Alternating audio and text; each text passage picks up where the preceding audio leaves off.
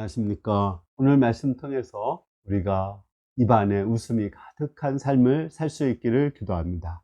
오늘 말씀은 시편 126편 말씀입니다.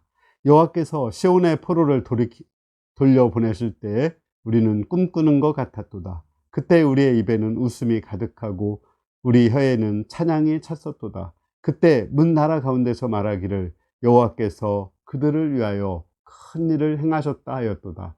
여호와께서 우리를 위하여 큰 일을 행하셨으니 우리는 기쁘도다.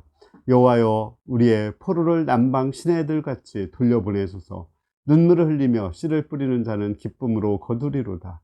울며 씨를 뿌리러 나가는 자는 반드시 기쁨으로 그 곡식단을 가져 돌아오리로다.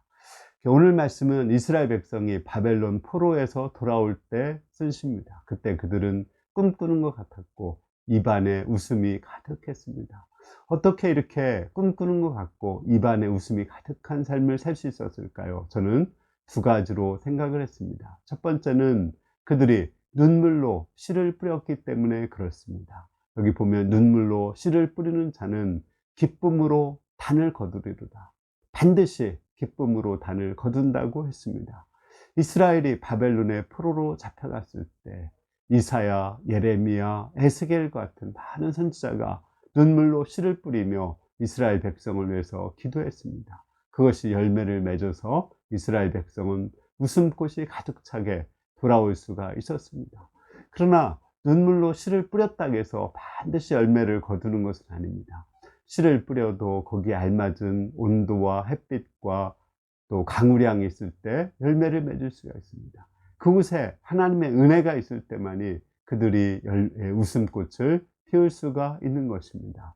두 번째는 하나님께서 그들에게 은혜를 베풀어 주셔야 웃음꽃이 가득하게 될 수 있습니다.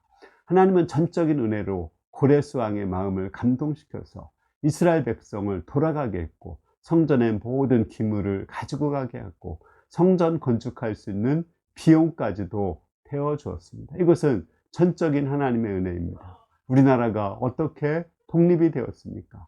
하나님께서 우리나라에게 크신 긍휼과 은혜로 연합군의 승리를 통해서 우리나라가 독립을 하게 하셨습니다. 그러나 그것만으로 된 것일까요? 그 독립을 위해서 많은 사람들이 눈물로 일제에 저항하고 싸우고 또 기도하고 눈물로 씨를 뿌리는 사람이 있었기 때문에 그렇습니다. 우리가 구원을 받고 영생을 얻고 하나님 나라에 어떻게 들어가게 되었습니까? 우리를 위해서 눈물로 씨를 뿌리며 기도해 준 많은 목자들 또 부모들이 있었기 때문에 가능한 것입니다. 그러나 그것만으로 가능한 것이 아닙니다. 그 가운데 하나님의 전적인 은혜가 있었기 때문에 우리가 구원을 받고 하나님 나라에 들어갈 수 있게 되었습니다. 결론적으로 우리가 웃음꽃이 가득해서 하나님 나라를 누리고 하나님 나라에 들어가기 위해서는 누군가 눈물로 씨를 뿌려야 됩니다. 그러나 그것으로 족한 것이 아니라 우리 가운데 하나님의 은혜가 있을 때만이 가능한 것입니다. 여러분들도 눈물로 씨를 뿌리고 하나님의 은혜를 덧입는 가운데 웃음꽃이 가득한 삶을 살 수 있기를 기도합니다. 감사합니다.